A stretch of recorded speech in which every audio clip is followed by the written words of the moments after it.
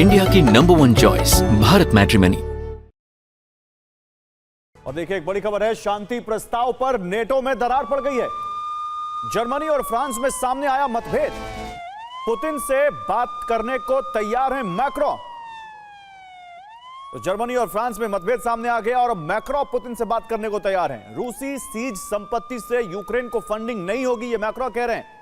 Funding के समर्थन में जर्मनी के चांसलर। तो यूरोप में और नेटो में दरार पड़ गई है रूस के मुद्दे पर, उनकी फ्रीज संपत्ति के मुद्दे पर। हालांकि मायामी में युद्ध विराम की आखिरी कोशिशें जारी हैं। दावा है वार्ता के दूसरे दिन रूस और अमेरिका के बीच कोई बड़ा फैसला हो सकता है, लेकिन इससे पहले यूक्रेन ने रूस पर भीषण हमले शुरू कर दिए।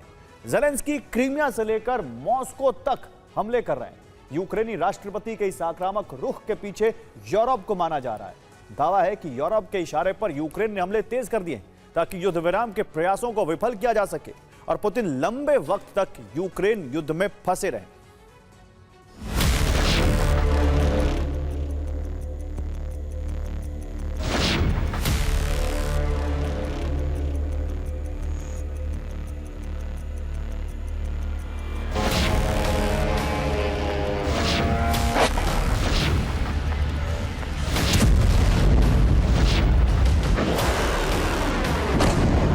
मियामी में रूस और अमेरिकी प्रतिनिधि मंडल के बीच वार्ता जारी है।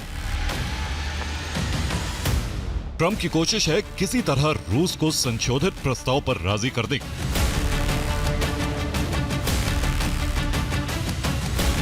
मियामी में रूस अमेरिका मंथन के बीच रूस दहन का नया चरण आरंभ हो गया है। यूक्रेन ने राजधानी मॉस्को समेत रूस के अलग अलग शहरों पर ड्रोन हमले शुरू कर दिए हैं।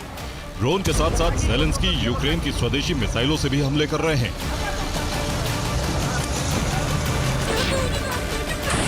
मियामी मंथन के बीच यूक्रेन के इन हमलों को ज़ेलेंस्की और यूरोप के षड्यंत्र से जोड़कर देखा जा रहा है, जिसके केंद्र में वार्ता को विफल करना है।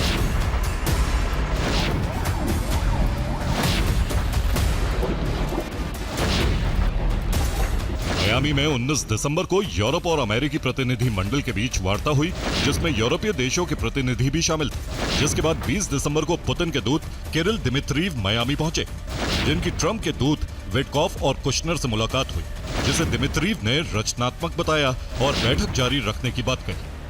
दावा है कि बैठक में अमेरिका ने रूस के सामने नया और संशोधित प्रस्ताव रखा है। मियामी में 21 दिसंबर को भी रूस अमेरिकी वार्ता जारी रहेगी, जिसमें कोई बड़ा फैसला लिया जा सकता है। यूरोप को उम्मीद थी कि संशोधित प्रस्ताव पर रूस कभी राजी नहीं होगा, लेकिन रूसी दूत के रुख से यूरोप में भय व्याप्त है। उसे डर है कि रूस और अमेरिका के बीच शांति विराम पर बात बन सकती है, जिसे यूरोप अपने लिए खतरा मानता है।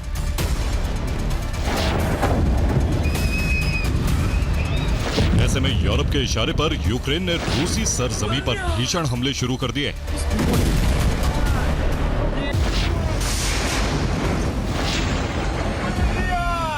रोस्टोव में यूक्रेन ने इलेक्ट्रिक सब स्टेशन पर हमला किया। ये सब स्टेशन अक्साई शहर को बिजली सप्लाई करता था। हमले के बाद शहर की बिजली गुल। यूक्रेन ने कुर्स्क में ड्रोन से हमले किए, जिसमें एक पावर स्टेशन में आग लग गई, जिससे करीब 300 घरों की बिजली सप्लाई कट गई है। राजधानी मॉस्को में एक बहुमंजिला इमारत में आग लग गई। दावा है कि इस आगजनी में यूक्रेनी जासूसों का हाथ था।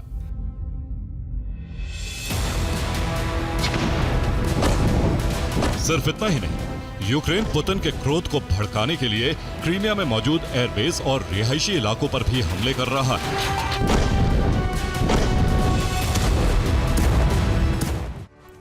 और यूक्रेन की सेना ने क्रीमिया में मौजूद रूस के बेलबेक एयरबेस पर हमला किया, जहां ड्रोन और फ्लेमिंगो मिसाइल से हमले किए गए। यूक्रेनी हमले में एयरबेस पर मौजूद 2 Su-27 फाइटर जेट तबाह हो गए। दावा है कि ये फाइटर जेट मिसाइलों से लोड थे। रूस की तैयारी इन फाइटर जेट से यूक्रेन के शहरों पर हमले की थी। कुछ मिनटों बाद ही दोनों फाइटर जेट उड़ान भरने वाले थे, लेकिन इससे पहले ही यूक्रेनी हमले में तबाह हो गए। लेकिन यूक्रेन का हमला यहीं पर नहीं रुका। ज़ेलेंस्की के आदेश पर क्रीमिया के रिहायशी इलाकों को भी टारगेट किया गया। यूक्रेन ने अपार्टमेंट, सुपरमार्केट और फ्यूल स्टेशंस पर हमले किए। इसके अलावा हथियार फैक्ट्रियों को भी निशाना बनाया गया।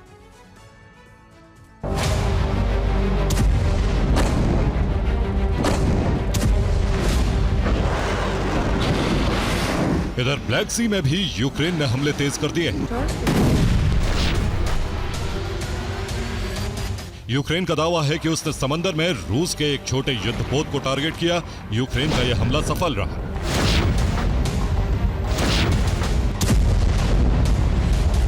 दावा है कि यह बोयान क्लास का युद्धपोत था, जिस पर कैलिबर मिसाइलें लोड थी। इस युद्धपोत से रूस ओडेसा पर हमले कर रहा था। यूक्रेन के हमले से युद्धपोत को काफी नुकसान पहुंचा है।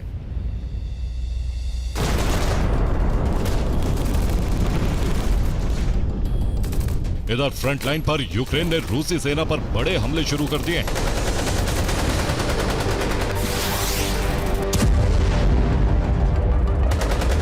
यूक्रेन की कोशिश रूसी सेना को पीछे धकेलने की है, जिसमें यूक्रेन को कामयाबी भी मिल रही है। यूक्रेन को सबसे बड़ी सफलता कुपियांस्क के मोर्चे पर मिली।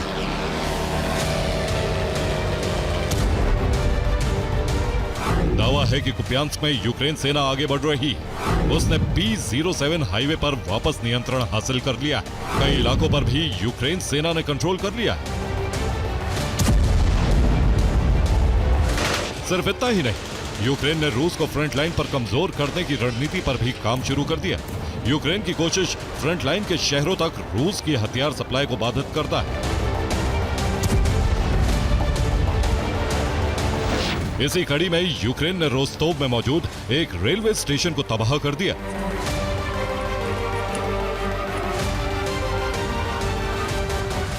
दरअसल रोस्तोव में मौजूद बत्यस्क रेलवे स्टेशन रूस के लिए बेहद अहम है। अहम इसलिए क्योंकि यहां से फ्रंटलाइन पर मौजूद शहरों तक हथियार की सप्लाई होती है। बत्यस्क महज रेलवे स्टेशन नहीं बल्कि एक बड़ा जंक्शन भी है। यहां से अलग अलग यूक्रेनी शहरों तक रेलवे ट्रैक जाते हैं। यहां से एक ट्रैक डोनेट्स्क को जोड़ता है, वही दूसरा ट्रैक ज़पोरिजिया की तरफ जाता है, जहां रूसी सेना आगे बढ़ने की कोशिश कर रही है। तीसरा ट्रैक खेरसोन की तरफ जाता है, जहां क्रीमिया से हथियारों की सप्लाई होती है। लेकिन क्रीमिया के अलावा हथियार सप्लाई का यह दूसरा सबसे अहम रूट है। यही वजह है कि यूक्रेन ने बत्यंस्क रेलवे स्टेशन को टारगेट किया, ताकि फ्रंट लाइन के शहरों तक रूस की हथियार सप्लाई को बाधित किया जा सके।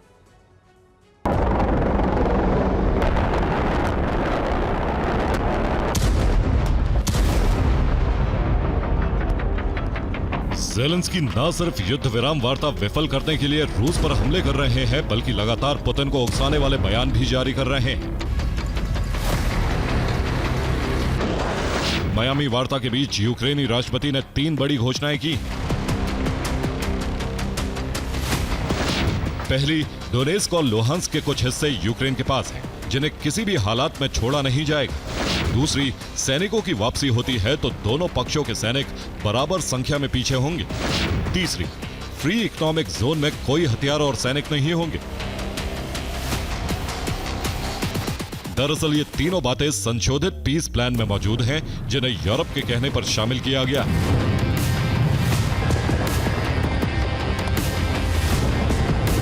माना जा रहा है कि ज़ेलेंस्की इन्हें बार बार दोहराकर पुतिन को उकसाने की कोशिश कर रहे हैं, ताकि मियामी वार्ता को विफल किया जा सके। Bureau report, TV9 Bharatvarsh. India की नंबर 1 चॉइस भारत मैट्रिमनी।